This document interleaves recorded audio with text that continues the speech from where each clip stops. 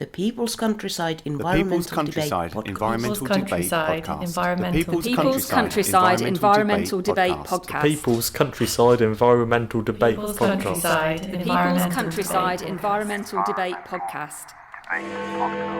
Okay, youngsters are tech savvy, but they perhaps lack the ability to adapt quickly if tech fails them. How about community tree ambassadors to keep an eye on them? Yeah, I like the idea of tree ambassadors. This is the People's Countryside Environmental Debate Podcast. It's the 18th of May.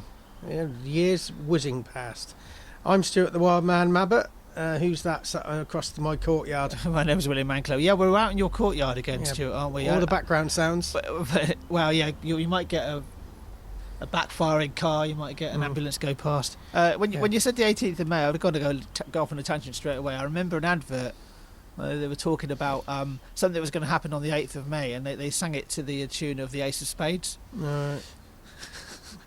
Anyway, I won't let you do that one. Exactly. Anyway, so what's the question is going to come from Wayne in Bangor, Maine, USA. Listeners set questions, and we discuss them. We don't debate them. We discuss them. Sometimes we might have a guest or somebody in the listener's chair. We don't see the questions before we press record. No. We've got all the background sounds going on. If you find it distracting, well, this is what life is like. You get thrown these big issues when you're on a bus with all this noise, and you have to filter all that out. So we're partially testing you, see if you can concentrate. And sometimes that can be an internal noise of thought as well. So our first question is from Wayne in Bangor, Maine. What's his question? Yeah, thanks very much for your question, Wayne, and not your first question either. Thank you for sending another question in. Wayne has said, I've heard youngsters say in the olden days we never had mobiles, and how did we survive? This worries me. Okay, youngsters are tech savvy, but they perhaps lack the ability to adapt quickly if tech fails them. Yeah, I've seen that manifest itself where somebody would be a teenager, I would say, early 20s, college student here at Oxford, gets on the bus, attempts to pay with their phone, it rejects it 2 or 3 times, and they can't take a bus because basically that's the only payment method they've got on them. I do pay by phone, but I've also got in my bag or in my pocket, I'll always have my wallet, which will have my backup card on me. That is. Yeah, it also concerns me about, how, not concerns, maybe that's a bit of a strong word, but the reliance on like sat nav and Google Maps, that having the skill of actually being able to use a real physical map, or being able to actually navigate somewhere with asking directions as well, because that's you've always got to have a backup plan, I feel. Yeah, I remember in the 70s, Peter, when the calculators started coming in. Oh, we need to be teaching kids maths, and then don't watch too much telly, you'll get square eyes. And now it's the other thing that jumps out in this question is youngsters. The olden days. It was only a few years ago. How did you survive? Well, maybe give it a go. Yeah. Put your phone down and then see. Talk to somebody. I mean, there was definitely balance on this issue. Because it is very useful to be able to actually contact somebody when you're in an emergency situation. That's different possible. to having it standard. And I do recall, I got in a little bit of trouble with my mum. I went, and my friend got in trouble with their parents as well, because we went to go and watch Jurassic Park in the early 90s at the cinema, and we were supposed to go to us probably like a 3:00 showing. And the 3:00 showing was sold out, so we got tickets for the late showing. We didn't actually have a mobile phone on us. We didn't tell them. We could have gone to a pay box, of course we could have done, but we didn't tell them we were going to the late show, and they were getting concerned we hadn't come home. I would have been 13 or 12 or 13 at the time, so that's useful. It's an option. I would have been able to just send my mum a text message to say, oh, we're going to be out later than we thought, and that wouldn't have been a problem. It was just the fact they were concerned where we were. But I think it's the over reliance on tech that could be an issue. That actually, if you it's a lot of things in life. That a car is a good one, a mobile phone is a good one, a computer is a good one. Anything like that, it's a really good tool, but a terrible master. But the thing here that jumps out at me is kids are saying, in the olden days we never had mobile phones. And I'd probably say it was only 25 years ago. How did we survive? My concern here is each generation, the olden days seem distant and not connected to us. It's only 25 years ago. Unless we actually learn, that can be somebody's lifetime, though, couldn't it? Yeah, but unless we actually learn to see the relevance and appreciate it, lessons of the past are not going to be learnt. They're going to be lost. There is an issue there. I think somebody said to me once, you need to have an up-to-date mobile phone because you stay connected. I don't want to be connected all the time. Yeah. What you're talking about there is that when you got yourself in trouble, I mean, being connected would have been helpful, but not reliant. Yeah, I think it was also in that instance. That's maybe not the best example. It's the only example I could pull from my own life. Had we actually thought about it, I think some of it was the fact that we were young and didn't think about it. Yeah. So that actually, you could say that actually was a formative experience in life, being told off by your parents because you stayed out too late. Yeah. So that happens. I mean, yeah, and actually having a phone on you doesn't mean you're always going to be connected. But going on to this, youngsters are tech savvy, but they perhaps lack the ability to adapt if tech fails them. I think we all lose the ability to adapt quickly. It's not just about tech. I think a good way is maybe be buried in tech, but be responsive and not a mule to it. Yeah, just be able to be responsive and pivot into a different direction. I mean, sometimes when things aren't working. I mean, your internet wasn't working recently, was it, Stuart? No, it was about 36 hours last week. It stopped. Yeah, and you've got a mobile dongle which you reached your limit on, didn't you? Yeah. And because you didn't have the internet, you couldn't actually get that reconnected or no. That type of thing. I just got on and did stuff that didn't require tech. Yeah. And then you were there was the opportunity because you were just near where I lived, and you were able to buy a ticket through my internet, weren't you? Yeah, exactly. You just adapt. That's again, it kind of goes along the lines of like a good support network around you. Yeah. So next question. Next question. It's Paula from Norfolk that's England. That's East England. Yeah. One of the folks. Norfolk.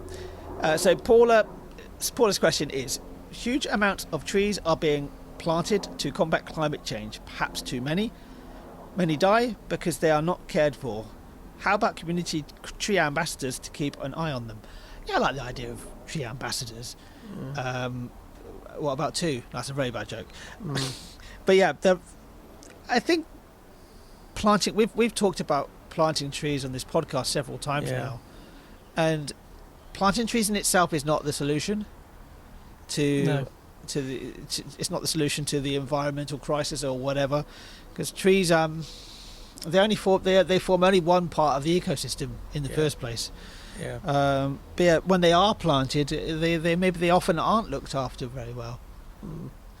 So tree ambassadors, I think, might help, but the problem is sometimes they're just tokens. And the decision makers say, we got that wrong, and thanks for your input, we'll get it right next time, and then let's plant some more trees. I think trees in the right place, trees that are part of the ecosystem locally. It's no point putting a whole different species in if it doesn't connect with what's already there. Looking after it, planting trees in urban spaces, unless there's a lot of subterranean space, they can't spread their roots. The leaves fall on the concrete and don't get absorbed into the ground and the carbon sequestered that way, so you pay councils to drive their vehicles to sweep the leaves up, to drive it off somewhere else, compost it, and then turn that compost into something to use, and then drive it somewhere else. I was going to say that the thing that was been in my head since read the question out was when we do the wildlife and everyday gardens, and it's kind of like a talk. This is a talk. Sorry, beg your pardon. The talk wildlife and everyday gardens. And one of the actions we talk about in that is, I think, is a really good action for this one is, if you've got a two-story house, Go up and stand in your bedroom and look into your garden, and look at what your neighbours are doing, and something that complements that. Do something different. Let's do something different. But something that complements it. Yeah. So if somebody is planting a tree at the bottom of their garden, think to yourself, how can I benefit from that tree? What can I do to complement that tree? You don't have to plant the tree yourself, do you? Yeah. You look at the habitat; it's just within your fence. You know, it's the fence is an artificial boundary. Yeah. A robin sees it as something to perch on, right? Yeah. So see it as that way, and also just bear in mind, always remember, if you're planting anything in the garden, look at just how big it's going to get, because we do have I am aware of a garden that we work in, Stuart, where the plants they don't think they realise just how big they were going to get. Which garden's that? I won't say it on the podcast, but it is the shrubs were planted quite a while ago, and they've now all integrated with each other. Oh yeah, you were there today. I was there today. Yeah. So it's that it's plants grow. Yeah, plants grow. That's that sort of thinking, and trees do grow. It also reminds me of when we were down in Truro, I think it was, and William Shoesmith, if you remember him. That's right. He was a guest.